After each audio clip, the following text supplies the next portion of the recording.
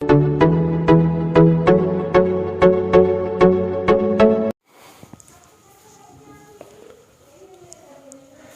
Student, welcome back to my channel या बालाजी आणि it's me Avinash शेंगडे. आणि या व्हिडिओ लेक्चरमध्ये आपण डिस्कस करणार आहे ट्विन्स. जसं की तुम्ही थंबनेल बघितलं असेल, या व्हिडिओ लेक्चरमध्ये आपण काय डिस्कस करणार आहे, ट्विन्स डिस्कस करणार आहे. हायली डिमांडेबल पण पोर्शन राहतो. बरेच स्टुडंट म्हणतात की कशा पद्धतीनं फॉर्मेशन झालेलं आहे, डाऊट्स पण घेऊन येतात, काय असतात दादा ट्विन्स, कशा पद्धतीनं फॉर्मेशन होता.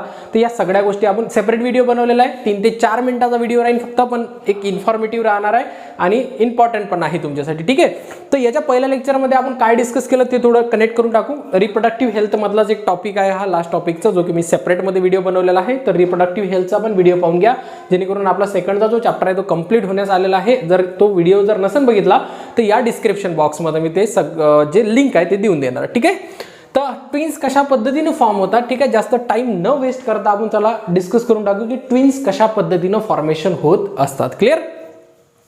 तर बघा, सगळ्यात पहिले एवढं लक्षात ठेवा की ट्विन्सचे 2 पद्धतीचे फॉर्म्स राहतात, 2 टाइप्स राहतात ट्विन्सचे. एक राहते तुमचा मोनोझायगोटिक ट्विन्स आणि एक राहते तुमचा डायझायगोटिक ट्विन्स. ठीक आहे, एक राहते तुमचा मोनोझायगोटिक, का राहते तुमचा मोनोझायगोटिक ट्विन्स राहते.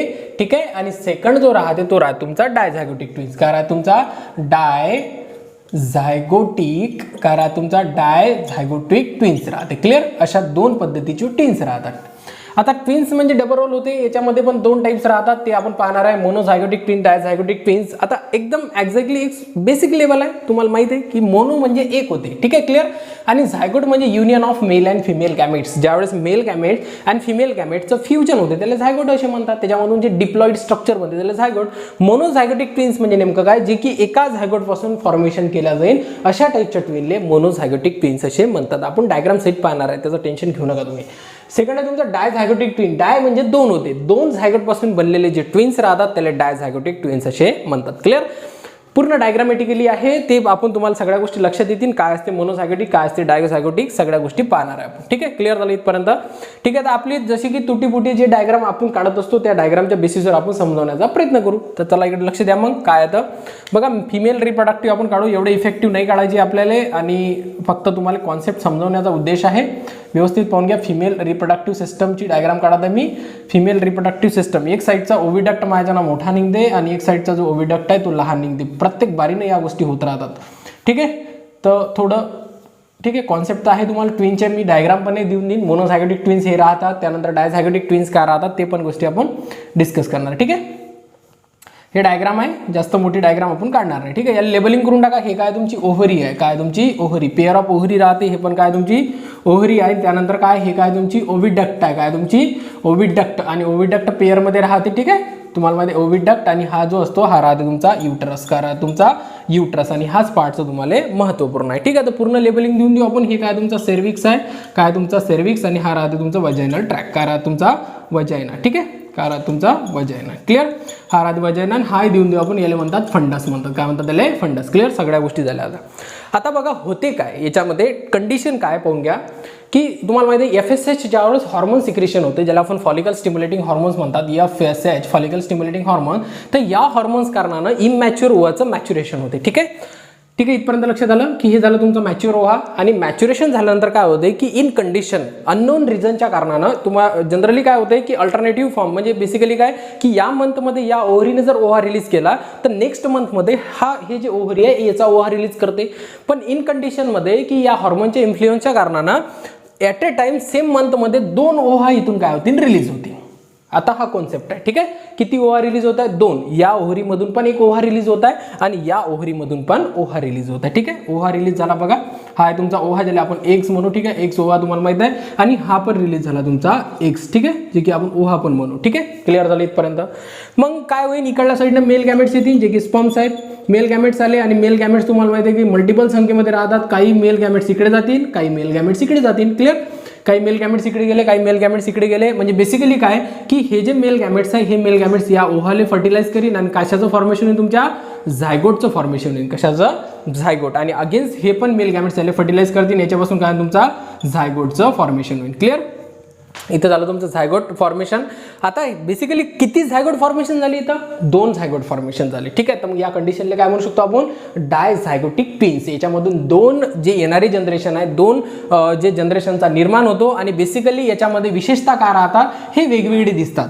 म्हणजे हे सेम दिसत नाही, कारण की प्रत्येक स्पर्म प्रत्येक ओवाचं वेगळं जेनेटिक मटेरियल आहे आणि वेगळं जेनेटिक मटेरियल असल्या कारणानं काय होते की हे वेगळे दिसतात, हे एकदम एक्झॅक्टली सिमिलर दिसत नाही. ठीक आहे, आणि याच्या व्यतिरिक्त काय शकते, हे मेल पण होऊ शकतात, फिमेल पण होऊ शकतात. म्हणजे एक मेल एक फिमेल असू शकते किंवा दोन्ही पण फिमेल असू शकतात किंवा दोन्ही पण मेल असू शकतात. डिपेंड करते की स्पर्म कोणता आहे. एक स्पर्म असेल तर फिमेल बनन आणि वाय स्पर्म असेल तर मेल बनन. इकडे जर वाय गेला तर मेल बनू शकते, इकडे जर एक्स गेला तर काय बनू शकते तुमचा? फिमेल बनू शकते. तर दोन्ही ठिकाणी एक्स गेले, दोन्ही ठिकाणी फिमेल आणि दोन्ही ठिकाणी वाय गेले तर दोन्ही ठिकाणी मेल बनू शकतात. ठीक आहे, तर मग हे काय करतील, हे झायगोट एम्ब्रिओ मध्ये गेल्यानंतर काय होतील, एम्ब्रिओ झाल्यानंतर काय होतील, युट्रस मध्ये जे युट्रस आहे याच्यामध्ये काय केलं जाईल, इम्प्लांटेशन केल्या जाईल. अशा टाईपच्या ज्या ट्विन्सला आपण काय म्हणतो, डायझायगोटिक ट्विन्स असे म्हणतात. क्लिअर झालं? आता सगळ्या गोष्टी क्लिअर झाल्या. ठीक आहे, तर मग आता पाहू आपण मोनोझायगोटिक ट्विन्स काय असतात. तर मोनोझायगोटिक ट्विन्स पाहून घेऊ आपण काय आता. ठीक आहे, हे आपल्याला थोडंसं व्यवस्थित रब करावं लागेल. ठीक आहे, तर मोनोझायगोटिक ट्विन्स बघा. आता मोनोझायगोटिक ट्विन्स काय असते, तर आता सेम कंडिशन मोनोझायगोटिक ट्विन्स बनण्याच्या मागे एक नॉर्मल कंडिशन आहे. काय आलं, FSH आलं. FSH काय केलं की मॅच्युअर ओव्हा, जो इनमॅच्युअर ओव्हा आहे त्याला काय केलं, मॅच्युअर केलं. क्लिअर? एवढी स्टोरी तर तुम्हाला माहिती आहे. माझे जर तुम्ही चॅनल बघितले असेल तर सगळ्या गोष्टी क्लिअर आहेत तुमच्या.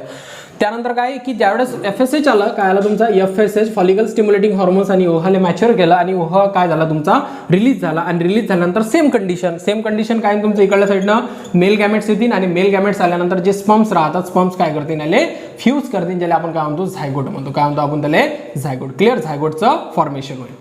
आणि झायगोटचं फॉर्मेशन झाल्यानंतर होणार काय, विदिन 8 डेज. लक्षात ठेवा, 8 दिवसाच्या अंदर हा काय होतो, स्प्लिट होतो, म्हणजे तुटून जातो. ठीक आहे, इथं किती होते, एकच झायगोट होता. काही कारणास्तव, अननोन रिझनच्या कारणास्तव, जे आपल्याला रिझन माहित नाही, अननोन रिझनच्या कारणानं 8 दिवसाच्या अंदर ठीक आहे, 8 डेजच्या अंदरमध्ये काय होतात, हा जो झायगोट आहे हा काय होतो, स्प्लिट्स होतो. म्हणजे बेसिकली काय, तुटून जातो 2 भागामध्ये. ठीक आहे, बघा किती झाले झायगोट तयार, 2 झायगोट तयार झाले. आणि हे जे झायगोट्स राहतात हे एम्ब्रिओमध्ये जातात. बेसिकली ग्रोथ ऑफ झायगोट, म्हणजे झायगोटची ज्यावेळेस ग्रोथ होते त्यालाच आपण काय म्हणतो, एम्ब्रिओ म्हणतो. क्लिअर?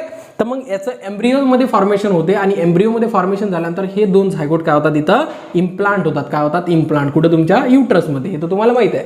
तर मग इम्प्लांट होतात. बेसिकली काय होते की इथे एकच स्पर्म्स आहे आणि एकच एक तिथं प्रेझेंट आहे, म्हणजे मोनोझायगोटिक्स होते. एका झायगोट पासून म्हणजे बेसिकली किती झाले, 2 झायगोट तयार झाले. ठीक आहे, तर मग बेसिकली काय की या ट्विन्सला काय म्हणतात, मोनोझायगोटिक ट्विन्स. आणि ते नेहमी लक्षात ठेवा, एक तर 2 फिमेल राहतील, एक तर 2 काय राहतील, तुमचे मेल्स राहतील. क्लिअर?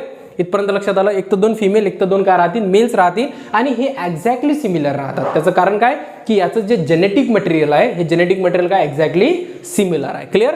तर मग अशा पद्धतीने काय होईल, इम्प्लांट होईल. आणि इम्प्लांट झाल्यानंतर बघा की 8 दिवसाच्या अंदरमध्ये ते डिवाइड झाले पाहिजे. जर डिवाइड झाले नाही तर त्याच्यामध्ये भरपूर काही प्रॉब्लेम्स येतात. जसं की मी ही इमेज दिलेली आहे, इमेज पाहून घ्या. त्या इमेजमध्ये काय आहे की 2 जे बेबीज आहेत ते अटॅचमेंट आहे, ते कुठेही अटॅचमेंट असू शकतात. तर त्याचं कारण काय, ते कम्प्लिटली ते झायगोट काय नाही झाले, डिवाइड झाले नाही. तर त्या कारणानं अशा पद्धतीची कंडिशन पण होऊ शकते. बट लक्षात ठेवा की यावेळेस जे कम्प्लिटली डिवाइड होतात तर याच्यापासून काय तयार होते, मोनोझायगोटिक ट्विन्स तयार होते. हे झालं तुमचं overall information about the twins. ठीक आहे, तर ट्विन्सचे 2 टाइप्स, मोनोझायगोटिक आणि डायझायगोटिक, जे की मी तुम्हाला इझिएस्ट मेथडमध्ये सांगितलं की कशा पद्धतीनं ते फॉर्मेशन होत असतात. क्लिअर झाला ट्विन्सचा? जर नसेल झाला तुम्ही कमेंट बॉक्समध्ये कमेंट्स करा. नाही तर तुम्ही नक्की व्हिडिओला लाईक करा, कमेंट्स करा, चॅनलला सबस्क्राईब करा आणि ज्याला जरूरत आहे त्याला शेअर करा. ठीक आहे, थँक्यू.